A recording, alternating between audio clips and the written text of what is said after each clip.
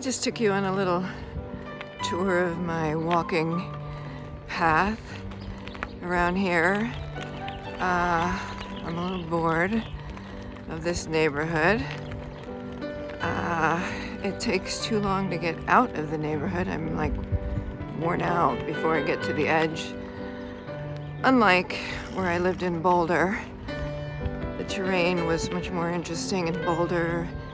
I could get to the bike path real fast and go downtown. This is just, I have to go too far to get anywhere interesting. But I keep trying. My right knee is giving me problems, so I'm afraid to go too far. But with my electric bike with the Copenhagen wheel on it, I'm doing pretty good. And I love, love, love being out in the wind, almost on my own power. Not quite, but you know, that's pretty good for somebody in their 60s. Okay.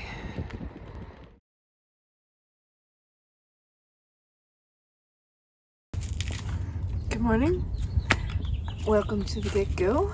It's my birthday today, so I'm playing in the garden today. No indoor chores, no painting in the studio. I'm just gonna play, try to keep up with all this stuff outside. For my little treat, I bought some plants to go in this big pot I got for just 50 bucks at a thrift store. And I'm gonna plant these today along with some of my veggie starts, which I bought. I wanted to share a little bit about this obsession I have with gardening. It's 3 or 4-fold, basically. I like to eat fresh food, grow my own stuff. That's one reason. And I am obsessed with trying to grow fruit in Colorado. I'm not that good with vegetables, but I love fruit. I have lots of small fruits, currants and saskatoons and raspberries and blackberries, and I've got a kiwi vine, and anyway, I can't even think of all the little ones I have, but I also have big fruit trees, which you've seen in my video. But I also am creating a wildlife habitat. I'm really concerned about the number of landscapes in a typical neighborhood in America that does not have food for the wildlife, and we're replacing their habitat with this stuff that might look nice, but it doesn't feed them or help them, and a lot of people don't even want wildlife in their yard, and I get a lot of joy out of seeing the wildlife, and I don't care if the deer eat some of my tulips or whatever. And that's why I built my little pond. And even though I have a perimeter fence to keep Pierre in during the day, I open the gates at night so the wildlife can come through. And I want to show people that they can have a wildlife garden and still have a beautiful garden. So that's one of my major goals, is to enhance the beauty in the neighborhood, but also enhance the viability for wildlife in this crazy time we're living in, where we don't seem to honor the wild areas that we're usurping.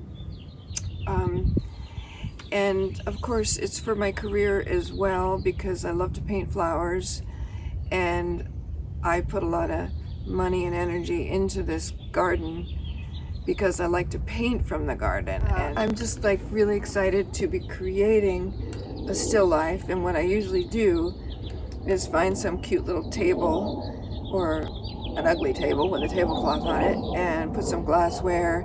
I pick a few other flowers from around the yard and put them in the vase, and maybe put some fruit or some items on the table with the glassware to create some nice sun reflections and a lot of pretty lighting. And then I photograph it, and this is my job, this is my career, this is what I love. And so little by little I'm just creating all these areas in my garden for the creation of beautiful paintings. So, all right, I got to get to it. And I hope you guys have a great day and a nice weekend coming up. We finally have some nice weather, and I have 8 million weeds to pull on another day, not today.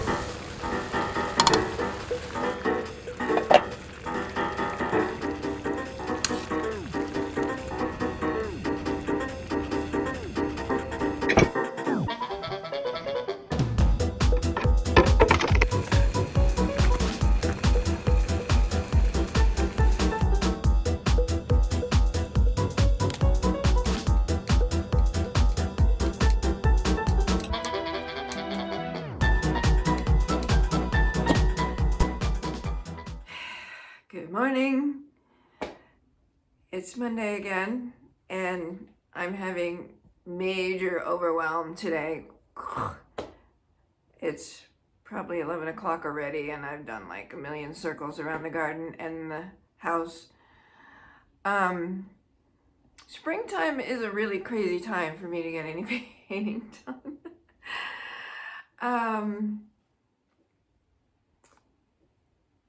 And the vlog is a big time sink. However, I'm enjoying doing it, and there are many good things about doing the vlog, even though it's time consuming and tricky and learning curve and all that stuff. One of the good things is that you viewers are keeping me on task. It's really easy for me to just rationalize my way into the garden every morning, but I'm trying to keep the painting up. For any of you who are tuning in just to watch the painting, my apologies for the sparseness of some of my painting in these current episodes, because it's not just the garden, and the garden is part of my art career. As I mentioned before, I have to do the garden to get the flowers and set up the still lifes for my big paintings, so I don't apologize for that. However, I am obsessed. You know, the more flowers I get, the more flowers I want. And the more good food I grow, the more good food I want to grow. So, you know, there is that. But I also have paintings to ship. And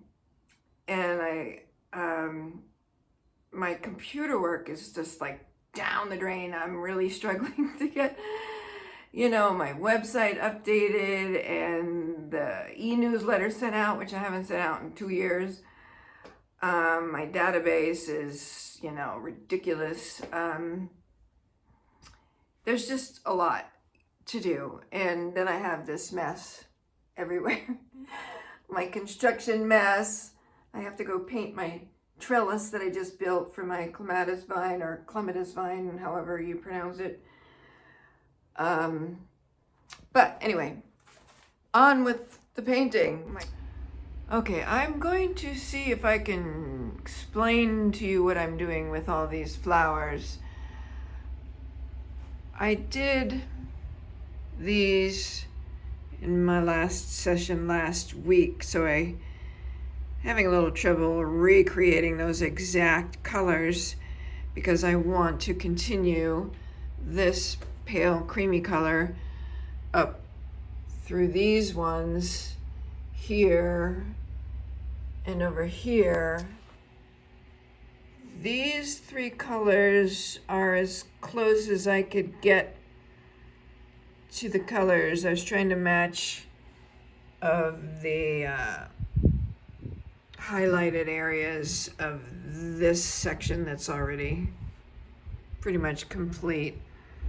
But then I wanted to have some of the pinker ones, so I mixed a darker and a medium and the highlight of the pink. And then I did a darker section. There's the dark and then the medium, and over here is the lightest one. You know, they have more of the purple and the green in them. So, you know, it's a little tedious mixing these colors. Now I have to go back and mix some more colors when I do the highlights on the darker side. So anyway, I'm hoping that when I get done with all this, it'll have very subtle but yummy kind of coloring in them with good shading and picking up the light. And then I can always go back and put washes over them, glazes, to really bring out certain areas. And I can also put darker washes on areas that are faded, need to be faded out a little bit. And then I typically will go back again and add a few more touches of highlights just to create the dimension that I need. So it can be a very long, tedious process.